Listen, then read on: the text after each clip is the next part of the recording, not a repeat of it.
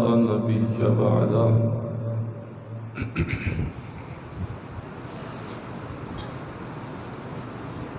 أما بعد فأعوذ بالله من الشيطان الرجيم. بسم الله الرحمن الرحيم.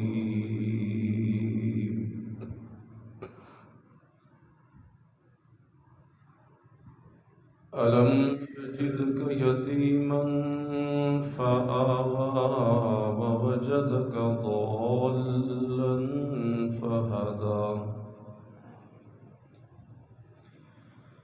ووجدك عائلا فأغنى فأما اليتيم فلا تقهر وأما السائل فلا تنهر وأما بنعمة ربك فحدث. اللهم صل على محمد وعلى آل محمد وبارك وسلم وصل عليه.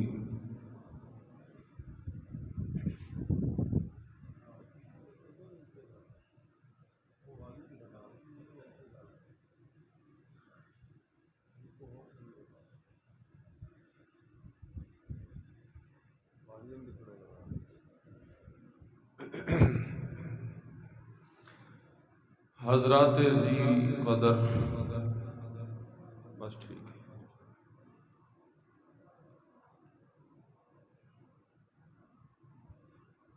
ربیع الاول کے حوالے سے گزشتہ جمعے جناب رسول اکرم صلی اللہ علیہ وسلم کی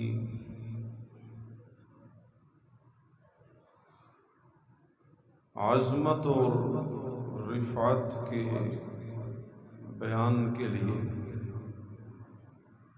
قرآن مجید کی ایک سورت الضحیٰ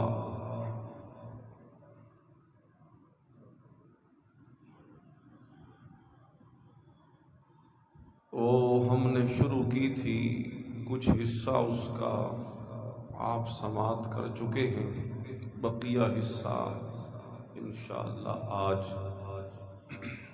اللہ کی توفیق سے عرض کرنے کا ارادہ ہے. الہ العالمین محض اپنی رضا اور خوشنودی کے لیے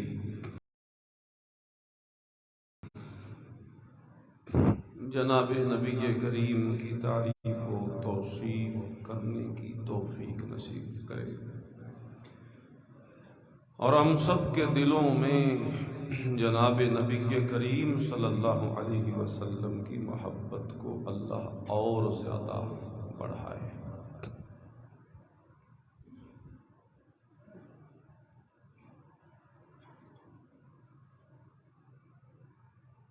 میں نے عرض کیا تھا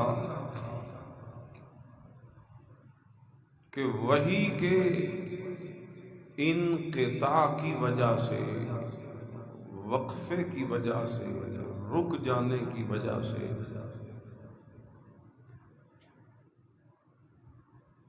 حضور نبی اکرم صلی اللہ علیہ وسلم کی طبیعت میں قبض کی کیفیت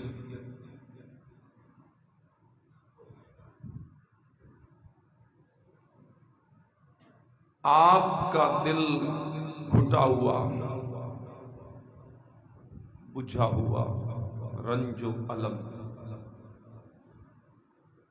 قبض کہتے ہیں جسم، بعض اوقات ہر بندے کے ساتھ یہ کیفیت پیدا ہوتی ہے کہ کبھی کبھی طبیعت بند سی ہوتی ہے، بور سی، نہ کسی کے ساتھ بولنے کو دل کرتا ہے اور نہ یہ دل کرتا ہے کہ کوئی مجھے بلائے. اس کیفیت کو کہتے ہیں قبض کی کیفیت. اس کے مقابلے میں ہوتی ہے بسط کی کیفیت. قبض و بسط، بست کی کیفیت ہوتی ہے، انسان کی روح بڑی فرحت میں ہوتی ہے، بڑا خوشباش ہوتا ہے، دل کرتا ہے میں لوگوں کے پاس آؤں، ملوں جلوں، دوست و احباب کے پاس بیٹھوں، گپ شپ لگاؤں۔ یہ کیفیت بست کی کیفیت کہلاتی ہے۔ تو اس وحی کے 40 روزہ وقفے کے دوران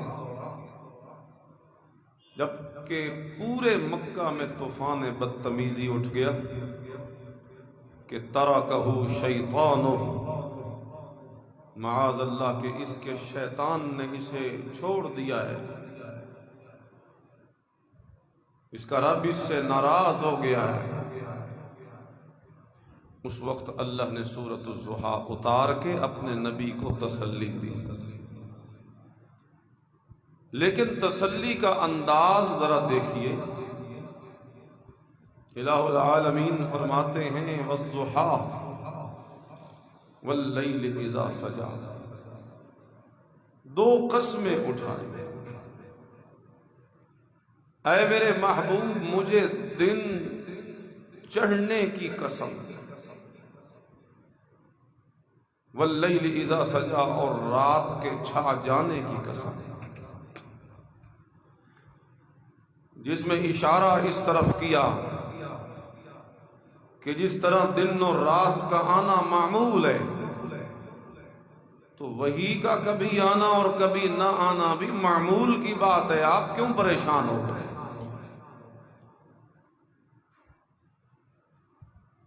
آپ کیوں پریشان ہیں میرے پیغمبر؟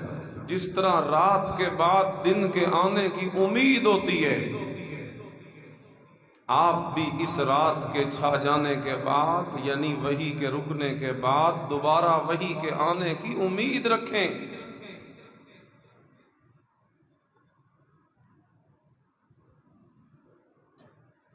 اور بھی اس میں مفسرین نے کافی نقطے بیان کیے، لیکن میں عرض کر چکا ہوں پچھلے جمعے، آج ہم نے اگلی بات کر لی۔ میں صرف پیچھے دہرا رہا ہوں 2-4 منٹ میں تاکہ وہ مضمون جڑ جائے۔ والضحیٰ واللیل اذا سجا، اے میرے پیغمبر مجھے قسم ہے چاشت کے وقت کی، جس وقت سورج ابھرتا ہے، رنگ نکالتا ہے، اس کے چہرے پہ رونق ہوتی ہے، پھر رات آتی ہے۔ اے میرے نبی یہی کیفیت اگر بن گئی ہے وحی کے معاملے میں، آپ کیوں حیران ہو گئے، پریشان ہو گئے؟ ما ودعک ربک وما قلی، میں نے تجھے چھوڑا بھی نہیں اور تجھ سے منہ موڑا بھی نہیں۔ کیونکہ جدائی جو ہوتی ہے نا، جدائی 2 طرح کی ہوتی ہے۔ بعض اوقات بندہ جدا نہیں ہونا چاہتا لیکن حالات جدا کر دیتے ہیں۔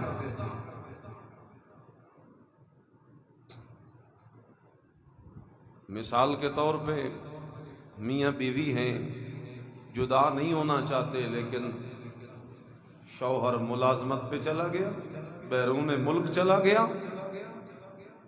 یہ چاہتے تو ہیں کہ ملیں لیکن حالات انہیں ملنے جدائی آ جاتی ہے۔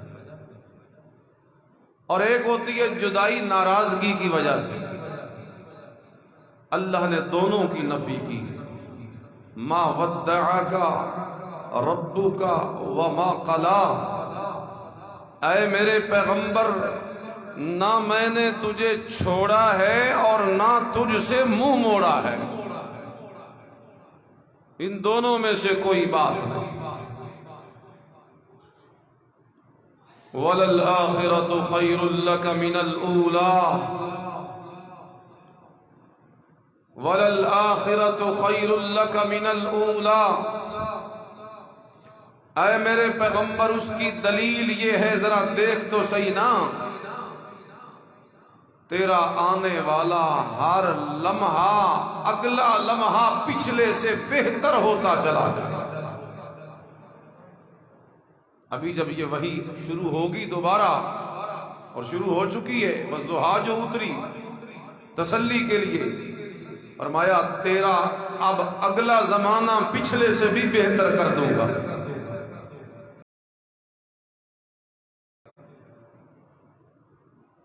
اور یہ تا قیامت ہر مرحلہ میرے نبی کی زندگی کا وہ پچھلے مرحلے سے بہتر ہوتا چلا گیا۔ اللہ اللہ، وَلَسَوْفَ يُعْطِيكَ رَبُّكَ فَتَرْضَىٰ، کوئی اس بہتری کی انتہا بھی ہے؟ فرمایا انتہا تب ہوگی میں تجھے اتنا دوں گا، بہتری اتنی دوں گا، بھلائی اتنی دوں گا، چاہتیں تیری اتنی پوری کروں گا، کوئی ایسی چاہت تیری نہیں چھوڑوں گا میرا پیغمبر جسے میں اللہ پورا نہ کروں۔ وَلَلْآخِرَةُ خَيْرٌ لَكَ مِنَ الْأُولَىٰ وَلَسَوْفَ يُعْطِيكَ رَبُّكَ فَتَرْضَىٰ، دیتا چلا جا، راضی کروں گا، فترضیٰ، کہ تو راضی ہو جا۔ عجیب حالت ہے، عجیب شان محمدی کا نظارہ ہے۔ اللہ اللہ اللہ۔ آدم علیہ السلام اللہ سے مانگتے ہیں ربنا ظلمنا انفسنا وان لم تغفر لنا وترحمنا لنكونن من الخاسرین۔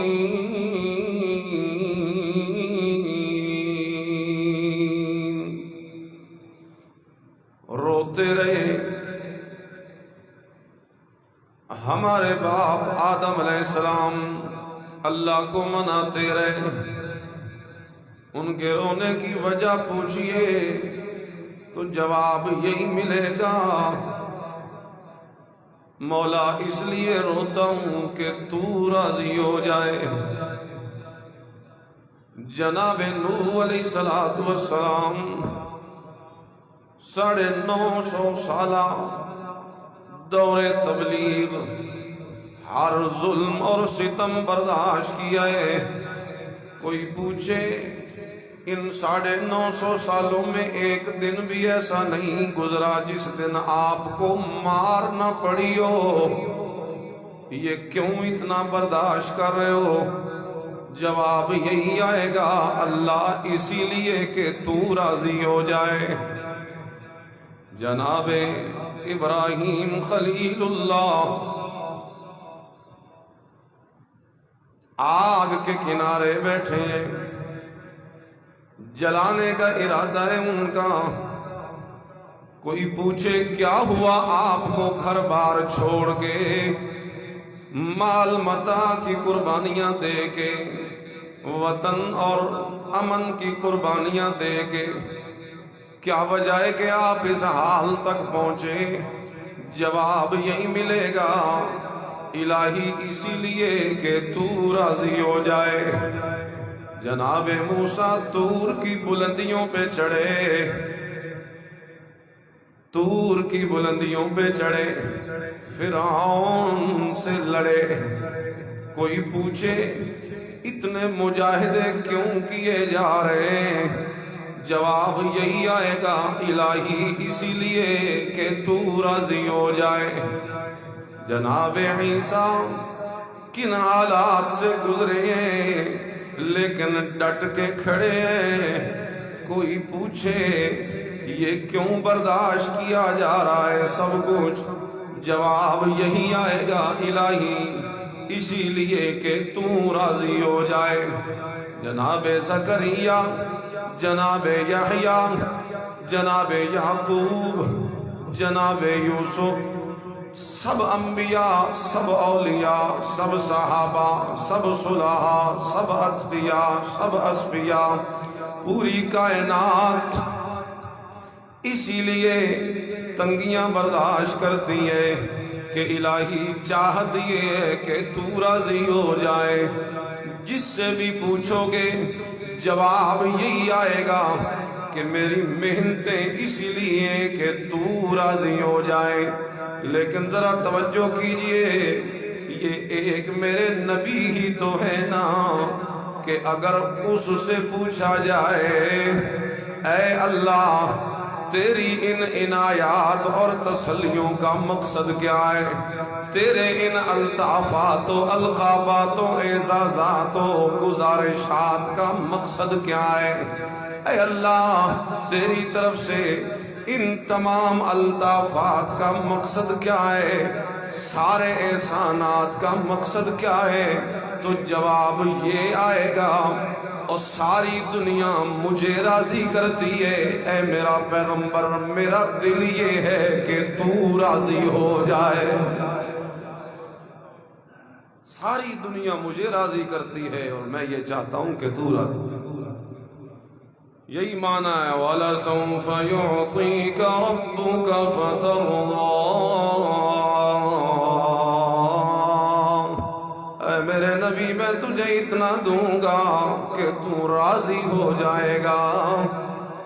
امام قرطبی رحمہ اللہ نے وہ حدیث نقل کی ہے، میرے نبی نے فرمایا اِذًا لَا أَرْضَىٰ وَوَاحِدٌ مِّنْ أُمَّتِي فِي النَّارِ. میں اتنے تک کبھی اپنے اللہ سے راضی نہیں ہوں گا جتنے تک میرا ایک امتی بھی جہنم کے اندر رہ جائے گا. میں اپنی پوری امت کو بخش رہا ہوں. اسی لیے بعض علماء نے لکھا ہے کہ قرآن کریم کی سب سے زیادہ امید افزا آیت یہ آیت وَلَسَوْفَ يُعْطِيكَ رَبُّكَ فَتَرْضَىٰ. وہ لا تقنطوا من رحمت اللہ سے بھی زیادہ امید والی یہ آیت ہے، اس سے بھی زیادہ، کیونکہ اس میں یہ خوشخبری مل رہی. بہرحال اب آگے اللہ تسلی دیتے ہیں میرے پیغمبر أَلَمْ يَجِدْكَ يَتِيمًا فَآوَىٰ. اے میرے نبی جی ذرا دیکھیے نا، یہ جو ہم نے آپ سے وعدہ کیا ہے کہ ہم آپ کو راضی کریں گے، یہ جو میں کہہ رہا ہوں کہ میں نے تجھے چھوڑا نہیں، تجھ سے ناراض نہیں ہوا، اس وعدے کی پختگی کے لیے اللہ نے اپنے 3 انعامات گنوائے. اللہ کریم فرماتے ہیں أَلَمْ يَجِدْكَ يَتِيمًا فَآوَىٰ. اے میرے پیغمبر ذرا دیکھیے تو صحیح، ہم نے آپ کو یتیم پایا تھا، فآوَىٰ پھر ہم نے آپ کو ٹھکانہ دے دیا. أَلَمْ يَجِدْكَ يَتِيمًا فَآوَىٰ. وہ جس وقت آپ کی ولادت باسعادت ہوئی ہے، آپ کی ولادت باسعادت کے موقع پہ آپ کا باپ عبداللہ تو دنیا سے پہلے چلا گیا تھا، وہ تو پہلے ہی اس دنیا کو چھوڑ گیا تھا. أَلَمْ يَجِدْكَ يَتِيمًا، یتیم تجھے ہم نے بنایا اگر، فآوَىٰ پھر تیری یتیمی کو در یتیمی میں بھی میں اللہ نے بدلا ہے. فآوَىٰ تجھے ٹھکانہ بھی میں نے دیا ہے. کس طرح ٹھکانہ دیا کہ تیری ماں آمنہ تیری پرورش میں مصروف عمل ہو گئی. تیری ماں کی ولادت کے بعد اے میرے نبی، تیری ماں کی ولادت کے بعد 6 سال کی عمر میں پھر میں نے تجھے ضائع نہیں ہونے دیا. ہوتا اکثر یوں ہی ہے، ماں باپ اٹھ جائیں تو بچہ ضائع ہو جاتا ہے، بچے کے ضائع ہونے کا خطرہ ہوتا ہے. اللہ فرماتے ہیں تیرے ماں باپ دنیا سے اٹھے ہیں میرے پیغمبر، لیکن میں نے تیرے دادا کے حوالے تیری پرورش کر دی ہے. 8 سال کی عمر میں تیرے دادا عبد المطلب کا جب انتقال ہوا تو 8 سال کی اس عمر میں، پھر اس کے بعد جناب زبیر کی پرورش میں بھی تجھے دے دیا ہے۔ اکثر یہاں پہ ہوتا ہی ہے، ایک اثر پھیل چکا ہے نا ہمارے ماحول میں شین کا، تو اس کی وجہ سے ڈائریکٹ جناب ابو طالب کا نام آتا ہے عبد المطلب کے بعد، حالانکہ درمیان میں زبیر بھی ہیں آپ کے تایا، ان کے ہاں آپ کی تربیت ہوتی رہی، ان کے ہاں آپ پلتے رہے۔ پھر اس کے بعد ان کے بعد جناب ابو طالب جو آپ کے چچا تھے، ان کے ذمے اللہ کریم نے آپ کی تربیت والا فریضہ لگا دیا۔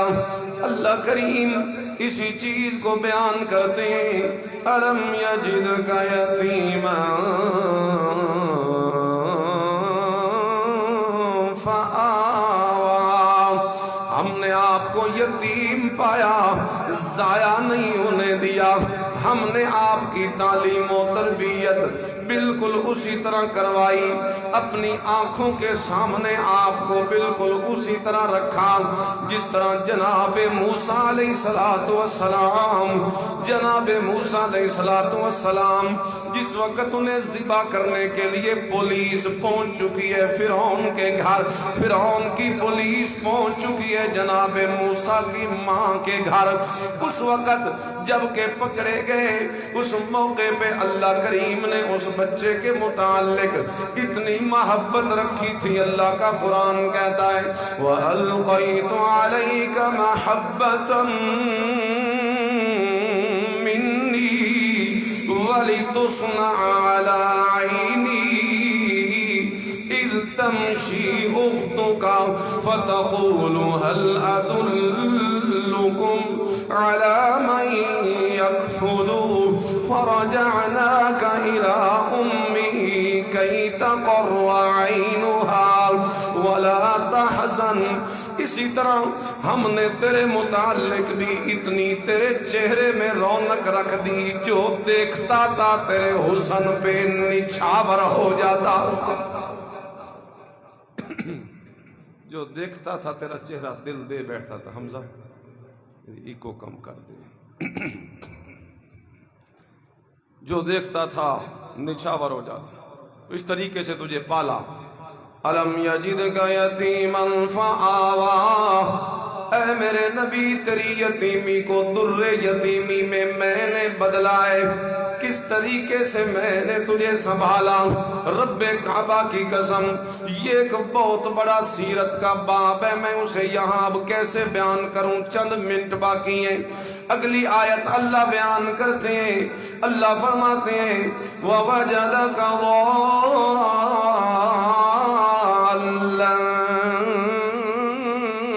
فَهَدَىٰ، پھر ہم نے تجھے ناواقف پایا، فہدا، پھر تجھے قرآن والی ہدایت والے رستے پہ چلا دیا۔ یہ دوسرا انعام، یعنی اس ماحول میں اس ماحول میں چونکہ دین نہیں تھا نا،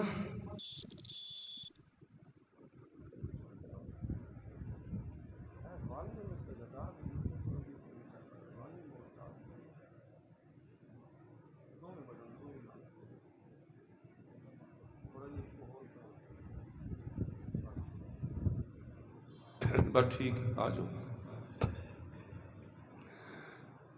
حضور دیکھتے تھے کہ کون سا دین برحق ہے، جو فطرت میں ہوتی ہے نا، جس طرح جناب ابراہیم علیہ السلام باپ کو بت پرستی کرتے دیکھتے تھے تو فطرت نہیں مانتی تھی کہ یہ کیا کرتا ہے میرا باپ۔ آپ نے اپنے ماحول کو دیکھا تو نہیں تسلیم کرتا آپ کا دل۔ آباء و اجداد سے سنا تھا کہ اصل دین ملت ابراہیمی، ابراہیم علیہ السلام کا دین، آپ اس کی ٹو میں لگ گئے، اس کے کچھ احکام باقی تھے، ویسے تو شکل مسخ ہو چکی تھی اس دین کی بھی، لیکن کچھ احکام باقی تھے۔ جناب نبی کریم صلی اللہ علیہ وسلم انہی احکام پہ عمل کرتے،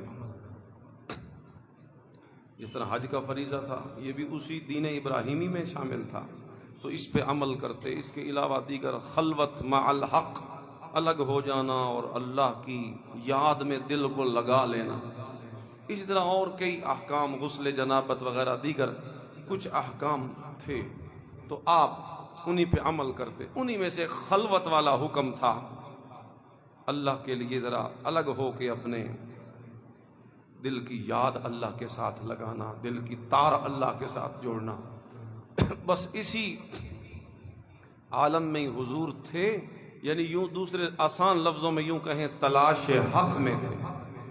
حق کی تلاش کرتے کرتے اللہ کہتے ہیں فہدا، ہم نے تجھے اتنا حق کے اوپر پہنچا دیا کہ قرآن جیسی نعمت تجھے نصیب فرما دی۔ نبوت کے لیے چن لیا، پھر قرآن آپ پہ نازل کر دیا، فہدا، قرآن آپ پہ نازل کر کے آپ کو راہ لگا دیا۔ یہ اللہ بطور انعام کے جتا رہے ہیں اپنے پیغمبر پر۔ یہ انعام ذکر کیا، وَوَجَدَكَ ضَالًّا فَهَدَىٰ،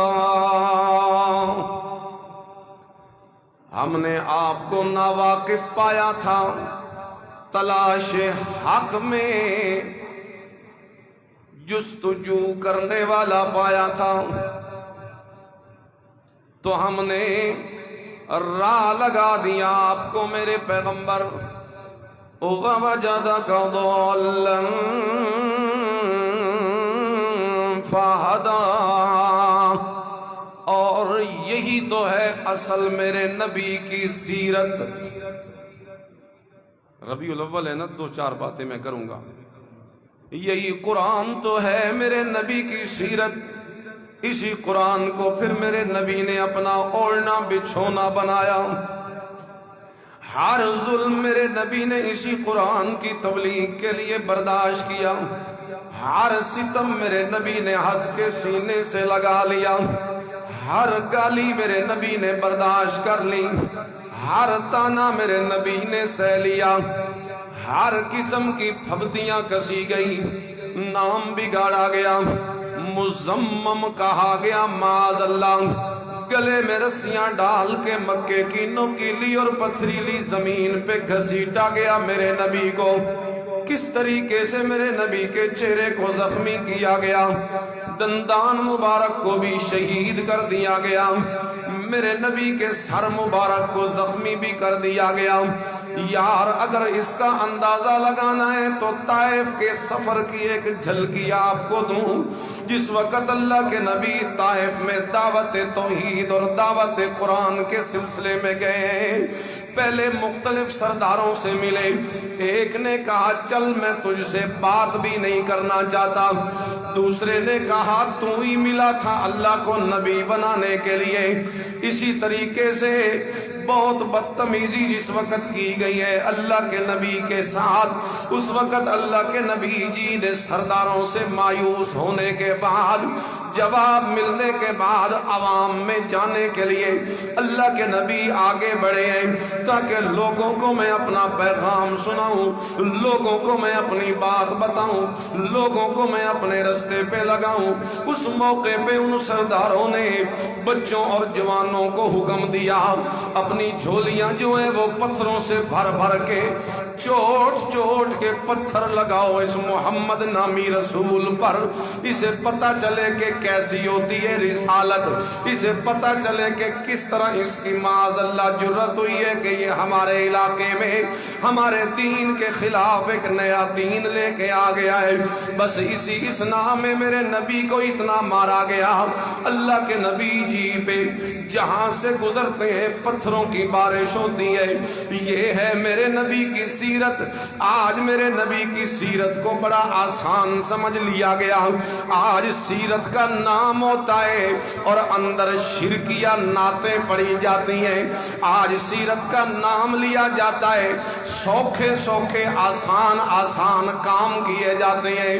10-20 کی جھنڈی گاڑی پہ لگا کے یہ سیرت کا حق ادا کر رہا ہے، جلوس میں شرکت کر کے یہ سیرت کا حق ادا کر رہا ہے، جناب کچھ دے کے چڑھا کے تقسیم کر کے یہ سیرت کا حق ادا کر رہا ہے۔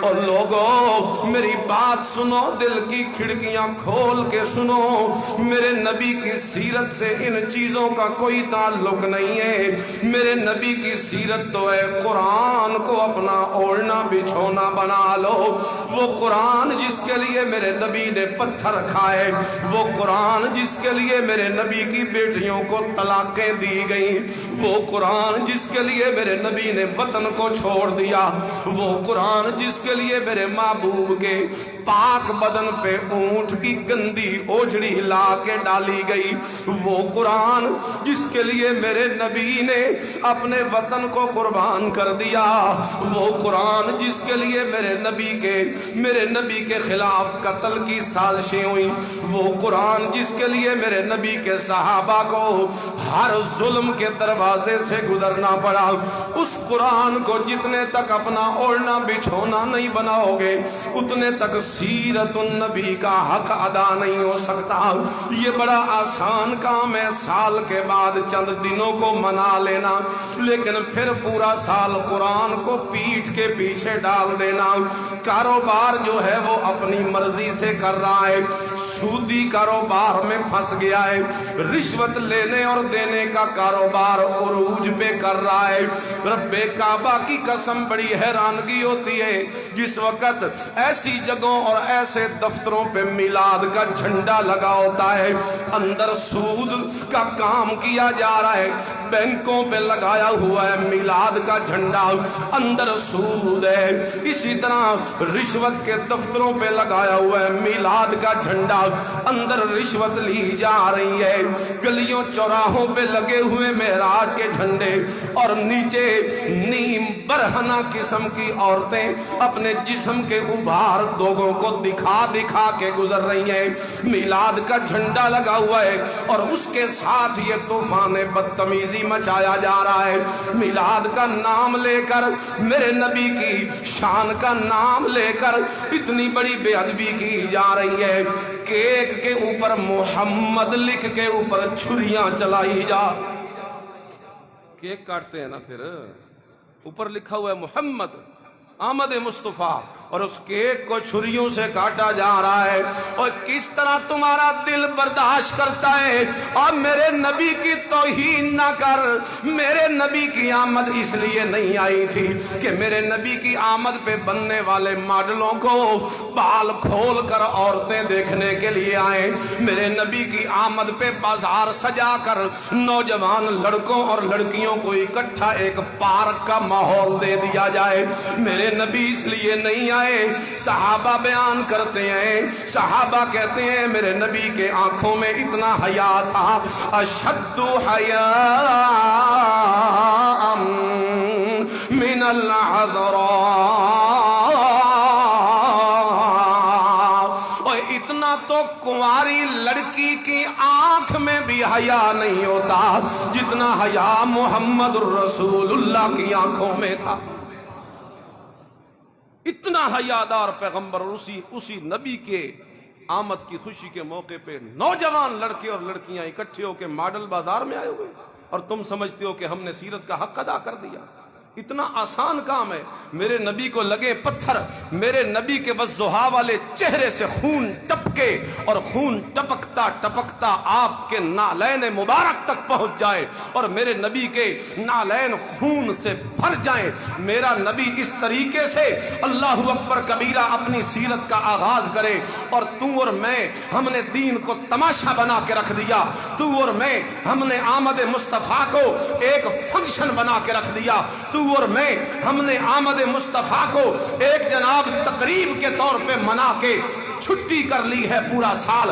اب ہر بدماشی ہم کرتے ہیں، ہر بے غیرتی ہم کرتے ہیں، جھوٹ ہم بولتے ہیں، زبانوں سے دھوکے ہم دیتے ہیں، آنکھوں سے بد نظری ہم کرتے ہیں، سودی کاروبار ہم کرتے ہیں، رشوت کا لین دین ہم کرتے ہیں، غیبتوں سے ہماری محفلیں سجتی ہیں، ہمارے نہ گھر میں حیا، نہ ہمارے باہر حیا، نہ بازار میں حیا، کسی جگہ پہ حیا نام کی چیز کوئی نہیں ہے، اور ہم کس منہ سے کہتے ہیں آمد مصطفیٰ مرحبا مرحبا، کس منہ سے کہتے ہیں سونا آیا تے سج گئے نے گلیاں بازار، اور دیکھو میرا نبی مدینے میں آیا تھا، میرا نبی مکے میں آیا تھا، وہاں گلیاں بھی نہیں سجی تھیں، وہاں بازار بھی نہیں سجے تھے، وہاں جھنڈیاں بھی نہیں لگی تھی، وہاں جلوس بھی نہیں نکلے تھے، وہاں نعرے بھی نہیں لگے تھے، وہاں آمد مصطفیٰ کا حق صحابہ نے کس انداز سے ادا کیا تھا، وہی موقع لے لو جس موقع پہ میرے نبی ہجرت کر کے مدینہ آئے ہیں، اور مدینہ والوں نے میرے نبی کا استقبال کرتے ہوئے جو شعر پڑے تھے وہ کون سے شعر تھے؟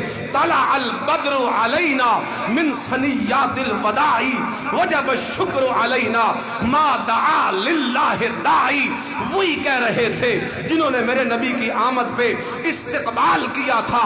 اس موقع پہ ان صحابہ کرام نے فرمایا تھا یا رسول اللہ آپ کی آمد کا حق ہم اس انداز سے ادا کریں گے، جو حکم آپ ہمیں دیتے جائیں گے ہمیں وہ منظور ہوا تب بھی، منظور نہ ہوا تب بھی، اچھا لگا تب بھی، اچھا نہ لگا تب بھی، آسان ہوا تب بھی، مشکل ہوا تب بھی، ہم آپ کے ہر حکم کے آگے اپنی جانیں قربان کر دیں گے، اپنی جانوں کو نچھاور کر دیں گے۔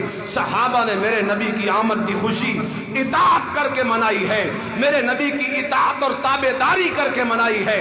آج تو اور میں ہے جنہوں نے دین کو تماشا بنا لیا ہے، دین کو جناب یہ کیا تماشا لگا ہوتا ہے، دھن دنا دن تاک کی آواز ہے ہر گام پر، یہ تماشا عید میلاد النبی کے نام پر، شہر کے اوباش لڑکے تھمڑیاں گاتے ہوئے، غیرت اسلاف حیران جلوہ اسنام پر، نعت گوئی جانکنی کے موڑ پہ نالا بلب، عشق پیغمبر پریشان اس مذاق خام پر، اور ملت بیضا کے بیٹے یاوہ گوئی میں دلیر، حیف اس آغاز پر، افسوس اس انجام پر۔ اور میرے نبی کی سیرت دھمچکڑے مچانا نہیں ہے، میرے نبی کی سیرت شور مچانا نہیں ہے، میرے نبی کی سیرت طوفان برپا کرنا نہیں ہے، میرے نبی کی سیرت یہ ہے کہ جس قرآن کو میرے نبی نے پتھر کھا کھا کے بیان کیا تھا، جس قرآن کو میرے نبی نے ہر ظلم برداشت کر کر کے بیان کیا تھا، اس قرآن کو اپنا اوڑھنا بچھونا بنا، اس قرآن کے مطابق عبادات کر، اس قرآن کے مطابق عقائد بنا، اس قرآن کے مطابق ایمان بنا، اس قرآن کے مطابق اخلاق بنا، اس قرآن کے مطابق تجارت کر، اس قرآن کے مطابق اخلاق اپنا، اس قرآن کے مطابق دن گزار، اس قرآن کے مطابق رات گزار، اس قرآن کے مطابق بول، اس قرآن کے مطابق دیکھ، اس قرآن کے مطابق سن، اس قرآن کے مطابق سوچ، اس قرآن کے مطابق پکڑ، اس قرآن کے مطابق چل، اس قرآن کو اپنے بدن پہ نافذ کرنا تیرا کام ہے۔ سیرت النبی کے متوالوں میں تیرا نام لکھ لینا میرے اللہ کا کام ہے۔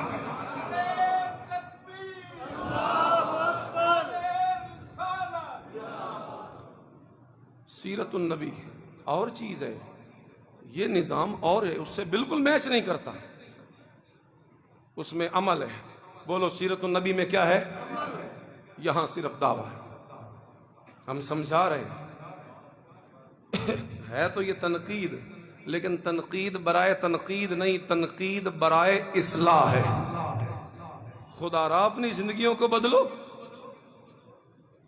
آپ کا تو یہ چھوٹا سا شہر ہے، جاؤ دیکھو لاہور میں کیا ہوتا ہے، جاؤ دیکھو سرگودا میں کیا ہوتا ہے، بلکہ آپ کو کہیں جانے کی ضرورت نہیں۔ یہ آپ کا جو شاہ پور شہر ہے، جو ماڈل بازار لگتا ہے، ایک دن میں درس پہ جا رہا تھا رات کو، تو میں نے اسی میں سے چونکہ گزرا تھا، میں نے اس دن دیکھا تو میں حیران ہو گیا، یہ ہے میرے نبی کا میلاد۔ نوجوان لڑکے نوجوان لڑکیاں اس ماڈل بازار میں جس طرح آوارگی کے ساتھ وہاں پھر رہے ہوتے ہیں، ایک دوسروں کو نمبر دے اور لے رہے ہوتے ہیں، وہاں میرے نبی کا میلاد منایا جا رہا ہے۔ ہم یہ پیغام دیتے ہیں، اللہ کہتے ہیں میرے نبی ہم نے تیرے اوپر نعمت کی ہے، وَوَجَدَكَ ضَالًّا فَهَدَاهُ، آپ تلاش حق میں دائیں بائیں دیکھ رہے تھے، سرگرداں تھے، حیران پریشان تھے، اے میرے نبی ہم نے تیرا ہاتھ پکڑا ہے، تجھے قرآن جیسی نعمت عطا فرما دی۔ اللہ قرآن کو بطور نعمت جتا رہا اور ہم نے اس قرآن کو بند کر کے رکھ دی۔ ادھر دیکھو میری طرف ذرا سارے، آپ جب یہ باتیں دوسروں سے کریں گے نا جی، سمجھائیں گے نا دوستوں کو، تو آگے سے آپ کو جواب ملے گا۔ کوئی قرآن کی آیت پڑھے گا، کوئی حدیث پڑھے گا، کوئی کچھ پڑھے گا، کوئی کچھ، نہ آپ کو قرآن کی آیتوں کا ترجمہ آتا ہوگا، نہ آپ کو حدیث کے آگے پیچھے کا پتہ ہوگا۔ آپ حیران ہو جائیں گے، مولوی صاحب نے تو کہا تھا کہ ایسی کوئی بات نہیں، سیرت ہی سب کچھ ہے، عمل ہی سب کچھ ہے، اور یہ تو میلاد پہ طرح طرح کی دلیلیں، قرآن کی آیتیں۔ پریشان نہ ہو جانا، ایک میری بات یاد رکھنا، اسے پلے باندھ لینا، رب کعبہ کی قسم کوئی آپ کو نیچے نہیں لگا سکے گا۔ ہر دلیل کے جواب میں آپ یہ کہہ سکتے ہیں دل کھول کر، یہ آیت اور یہ حدیث ابو بکر صدیق کو سمجھ کیوں نہیں آئی؟ اگر اس سے یہ کام ثابت ہوتے ہیں تو صحابہ نے کیوں نہیں کیے؟ اگر ان آیتوں سے میرے نبی کی خوشی منانا ثابت ہوتا ہے، ابو بکر و عمر و عثمان و علی پیچھے کیوں رہ گئے؟ پھر کیا تو اور میں ابو بکر و عمر و عثمان و علی سے بڑے عاشق بنے پھرتے ہیں کہ جن عشق کے کاموں کا انہیں پتہ نہ چلا آج مجھے پتہ چل گیا؟ ہر دلیل کو توڑا جا رہا، اس کے معنی سے ہٹایا جا رہا، اس کے مفہوم سے اسے بالکل الگ کیا جا رہا، بریکٹیں دے دے کے درمیان میں اپنے لفظ ڈال ڈال کر کس طریقے سے۔ قل بفضل اللہ وبرحمتہ فبذلک فلیفرحوا، لوگ کہتے ہیں، اللہ کہتے ہیں قرآن میں میرے فضل اور میری رحمت پہ خوش ہو جاؤ۔ اب لوگ اسے میلاد کی دلیل بنائے پھرتے ہیں کہ سب سے بڑا فضل تو اللہ کا حضور ہے، تو خود اللہ کہتا ہے میرے فضل کی خوشی مناؤ۔ فَلْيَفْرَحُوا، اس کا تعلق خوشی منانے سے نہیں، خوش ہو جانے سے ہے۔ منانا اور ہوتا ہے، خوش ہو جانا اور ہوتا ہے۔ جو خوش ہے وہ میرے نبی کے مطابق اپنا ایمان بنائے گا، جو خوش ہو جائے گا وہ اپنے اخلاق سیرت کے مطابق ڈالے گا، جو خوش ہو جائے گا وہ میرے نبی کے اعمال کو اپنے اس باڈی پہ نافذ کرے گا۔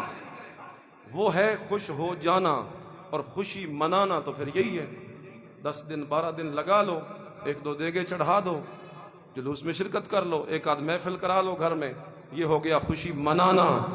اور خوش ہو جانا یہ ہے 12 دن نہیں، بلکہ یوں کہوں خوش ہو جانے کا تعلق، خوشیاں منانے کا تعلق 12 دنوں سے ہے، اور خوش ہو جانے کا تعلق 12 مہینوں سے۔ پورا سال ہی میرے نبی کی خوشی میں اپنی اعمال کو درست کر۔ خوش ہو جانے کا تعلق سال پورے سے ہے، اور خوشیاں منانے کا تعلق صرف انہی دنوں سے۔ کوئی مت کہے کہ یہ منکر ہیں، یہ گستاخ ہیں، یہ بے ادب ہیں، یہ میلاد کو نہیں مانتے، یہ میرے نبی کی آمد کو نہیں۔ اور میرے نبی کی آمد کو نہ مان کے میں نے اپنے اوپر اللہ کی رحمتوں کا در بند کرنا ہے؟ میرے نبی کی آمد کا انکار کر کے معاذ اللہ میرے نبی کی آمد کا منکر تو دنیا میں کوئی کافر بھی نہیں ہے۔ ہر بندہ میرے نبی کی آمد کو مانتا ہے، کیونکہ آمد مصطفیٰ ہی سے تو ہمیں قرآن ملا ہے، آمد مصطفیٰ ہی کی وجہ سے تو ہمیں ایمان ملا ہے، آمد مصطفیٰ کی وجہ سے تو مجھے کلمہ ملا ہے، آمد مصطفیٰ کی وجہ سے تو مجھے نماز ملی ہے، آمد مصطفیٰ کی وجہ سے تو مجھے عقیدہ ملا ہے، آمد مصطفیٰ کی وجہ سے مجھے اخلاق ملے ہیں، آمد مصطفیٰ کی وجہ سے مجھے عبادات ملی ہیں، آمد مصطفیٰ کی وجہ سے مجھے سیرت ملی ہے، آمد مصطفیٰ کی وجہ سے مجھے صورت ملی ہے، آمد مصطفیٰ کی وجہ سے میری آنکھوں میں حیا آیا ہے، آمد مصطفیٰ کی وجہ سے میرا وجود کنٹرول ہوا ہے، آمد مصطفیٰ کی وجہ سے میں اصل انسان بنا ہوں، آمد مصطفیٰ کی وجہ سے میرے گھر میں حیا آیا ہے، آمد مصطفیٰ کی وجہ سے میرے تمام معاملات درست ہوئے ہیں. آمد مصطفیٰ کی وجہ سے کائنات کو خوشی ملی ہے. آمد مصطفیٰ کی وجہ سے دنیا میں رونق آئی ہے. آمد مصطفیٰ کی وجہ سے دنیا میں نور آیا ہے. آمد مصطفیٰ کی وجہ سے دنیا کو سرور آیا ہے. آمد مصطفیٰ کی وجہ سے دنیا کے اندر خوشیاں ہوئی ہیں. آمد مصطفیٰ کی وجہ سے دنیا کو قرآن ملا ہے. آمد مصطفیٰ کی وجہ سے ابو بکر و عمر جیسے جوان تیار ہوئے ہیں. آمد مصطفیٰ نے عثمان و علی دیا ہے. آمد مصطفیٰ کی وجہ سے امیر معاویہ بنا ہے. آمد مصطفیٰ کی وجہ سے صحابہ کی جماعت بنی ہے. آمد مصطفیٰ کی وجہ سے ظاہری نعمتیں بھی ملی ہیں, باطنی نعمتیں بھی ملی ہیں. آمد مصطفیٰ سے میرا وجود بھی معطر ہوا ہے. آمد مصطفیٰ کی وجہ سے میری روح بھی معطر ہوگا. اس سے تو ہمیں ساری نعمتیں ملی ہیں, اس کا انکار کیوں؟ یہ محض منافرت ہے ایک دوسرے کے خلاف بھڑکانے والی. ہماری باتوں پہ غور کرو, اپنا عقل خود استعمال کرو. کسی کی باتوں میں آ کے قرآن و سنت سے منہ نہ پھیرنا. کبھی ہم نے آپ کو یہ نہیں کہا کہ ہمیں مانیں, کبھی نہیں کہا. ہم کہتے ہیں قرآن و سنت کو مانیں. قرآن و سنت کی دعوت جب ہم دیتے ہیں تو پھر آپ کو دائیں بائیں سے بگاڑنے والوں کی طرف نگاہ نہیں کرنی چاہیے. اب یہ حالات ہی ایسے ہیں, میں اگر کوئی بات کروں میلاد کے متعلق یا شرک و بدعت کے متعلق وہ ناراض. میں بات کروں صحابہ کے متعلق, دفاع صحابہ کے متعلق, دوسرے ناراض. میں بات کروں ایمان و عقیدے کے متعلق, تیسرے ناراض. اور میں اب کسی کی ناراضگی کی پرواہ نہیں کرتا. رب کعبہ کی قسم, اپنے بھی خفا مجھ سے ہیں, اپنے بھی خفا مجھ سے ہیں اور بیگانے بھی ناخوش. میں زہر ہلاہل کو کبھی کہہ نہ سکا قند, میں زہر ہلاہل کو کبھی کہہ نہ سکا قند. نہ ابلائے مسجد ہوں کہ چند ٹکڑوں پہ پلوں اور تمہارے من کی باتیں کروں. نہیں, مجھے کسی کی کوئی پرواہ نہیں ہے. میرا رب میرا حامی و ناصر کافی ہے میرے لیے. کوئی میرے ساتھ ملے تو ٹھیک, نہ ملے تو پھر بھی ٹھیک. کوئی میری تعریفیں کرے تو ٹھیک, نہ کرے تو پھر بھی ٹھیک. میں قرآن و سنت کے دامن کو نہیں چھوڑ سکتا. نہ ابلائے مسجد ہوں, نہ تہذیب کا فرزند کہ میں تہذیب کے مطابق چلوں. تہذیب تو بگڑ چکی ہے. میں نہ ابلائے مسجد ہوں نہ تہذیب کا فرزند. کہتا ہوں وہی بات سمجھتا ہوں جسے حق. نہ ابلائے مسجد ہوں نہ تہذیب کا فرزند. اپنے بھی خفا مجھ سے ہیں, بیگانے بھی ناخوش. میں زہر ہلاہل کو کبھی کہہ نہ سکا قند. ہو زہر اور میں تمہیں کہوں کہ یہ شہد ہے, نہیں ہو سکتا. خوش رہو, تمہاری مرضی, آباد رہو. ناراض ہوتے ہو تو ہو جاؤ, میں قرآن و سنت کی دعوت و تبلیغ کو چھوڑ نہیں سکتا. میں نے آپ کو گالی نہیں دی, میں نے تبرہ نہیں کیا, میں نے تنقید نہیں کی, میں نے بدتمیزی نہیں کی, میں نے گندی زبان استعمال نہیں دی, میں نے کسی کو گالی نہیں کی, میں نے گھٹیا زبان استعمال نہیں کی. میں نے قرآن و سنت کی طرف آپ کو متوجہ کیا ہے. دو رستے ہیں, ایک رستہ میلاد منانے والا, ایک رستہ سیرت اپنانے والا. میلاد منانے سے تیرا کوئی عمل درست ہوتا ہے تو کوئی مثال پیش کر. سیرت سے تیرا عمل درست ہوگا. پوری تاریخ اسلامی کی مثال تیرے سامنے ہے. جو بندہ بھی میرے نبی کے لڑ لگ گیا, یہ صحابہ پہلے کن برے حالات میں گزر رہے تھے, لیکن اگر میرے نبی کے پاس آئے, ابو بکر صدیق بن گیا, عمر فاروق بن گیا, عثمان سخاوتوں کا بادشاہ بن گیا, علی بہادریوں کا امام بن گیا, معاویہ سیاست کا امام بن گیا, صحابہ ہدایت کے ستارے بن گئے. جو بھی میرے نبی کے لڑ لگ گیا وہ دنیا میں بھی پار ہو گیا, آخرت میں بھی پار ہو گیا. آپ کو بھی یہی راہ دکھا رہا ہوں. میلاد منانے سے تیری عملی زندگی کوئی نہیں بدلتی, کوئی نہیں بدلتی, کوئی نہیں بدلتی. پیغام میرا یہ ہے, سیرت اپنا, قرآن پڑھ, قرآن کے مطابق چل. یہی قرآن تو سیرت النبی ہے. قرآن کے مطابق چلنا تیرا کام، میرے نبی کے نور کی جھلک اللہ تیرے وجود پہ پیدا کرنا۔ اب